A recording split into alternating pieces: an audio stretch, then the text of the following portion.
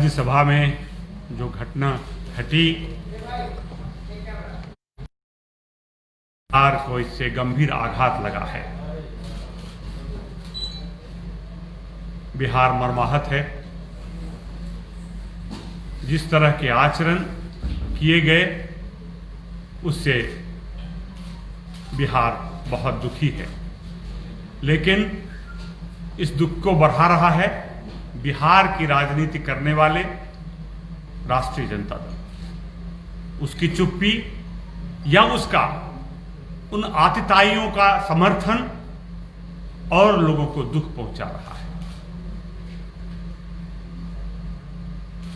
Doctor Harivansh Rajya Sabha के उपसभापति होने के साथ साथ पिछले 40 वर्षों से उनका बेदाग जीवन है। परंपरागत राजनीति से अलग वो पत्रकार रहे हैं और उन्होंने एक लोकतांत्रिक मानक स्थापित किया है। गांधीवादी दृष्टिकोण के प्रखर प्रवक्ता रहे हैं और वो व्यक्ति के साथ जो व्यवहार किया गया, पूरे दुनिया के गांधीवादियों को इसका आघात लगा है। वो चिंतित हुए हैं और उससे भी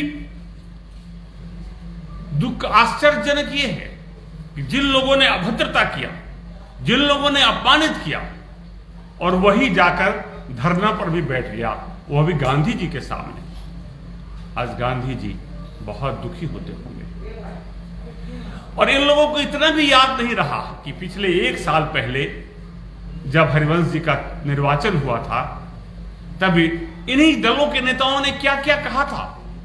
इन लोगों ने कहा था कि बहुत दिनों के बाद सब उपसभापति की कुर्सी पर एक निष्पक्ष व्यक्ति बैठा है, एक ऐसा व्यक्ति बैठा है जो राजनीति से ऊपर संविधान की मर्यादाओं के अनुरूप काम करता है। और उसके 1 सप्ताह के अंदर उन लोगों ने गाली गलौज की, उनके साथ अपमानजनक व्यवहार किया और उनके साथ ऐसी बातें की कि कहा कि आप पक्षपात कर रहे हैं।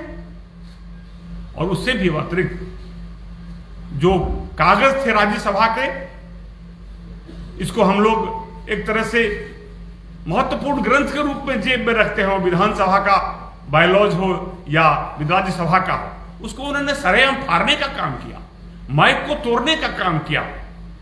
क्या दिखाना चाहते थे वो? मैं एक बात कहना चाहता हूं कि सभापति की कुर्सी पर बैठा व्यक्ति वह व्यक्ति नहीं होता है, वो संविधान का कस्टोडियन होता है।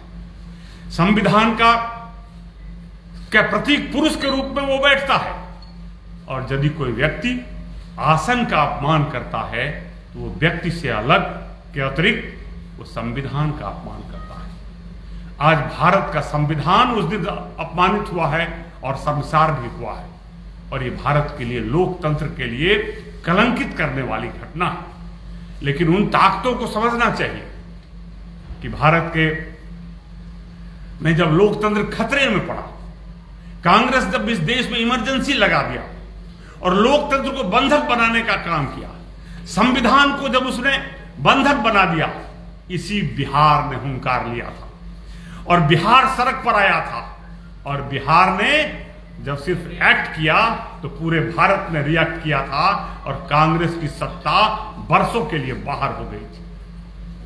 आज उसी बिहार को फिर ललकारा है, उसी बिहारीपन को फिर ललकारा है और लोकतंत्र को उसी तरह शर्मसार किया है। हम अत्यंत दुखी हैं और उन लोगों को यह भी समझना चाहिए कि किस महान व्यक्ति को उसने अपमानित किया।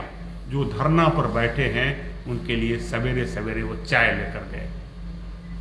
आज वो 24 घंटे तक उपवास पर है और ये 24 घंटे का उपवास गांधी जी का सर्वश्रेष्ठ हथियार कहें या सर्वश्रेष्ठ उपकरण कहें, वो है, उसका प्रयोग उन्होंने किया है। उस गांधीवादी से सीखना चाहिए। और आज भी यदि वो लोग, जिन लोगों ने इस तरह का कुकृत किया है, राज्यसभा में लोकतंत्र को अपमानित किया है, लोकतंत्र को शर्मसार किया है, संविधान पर कुठाराघात किया है, वो यदि आज भी सुधरना चाहे तो मौका है।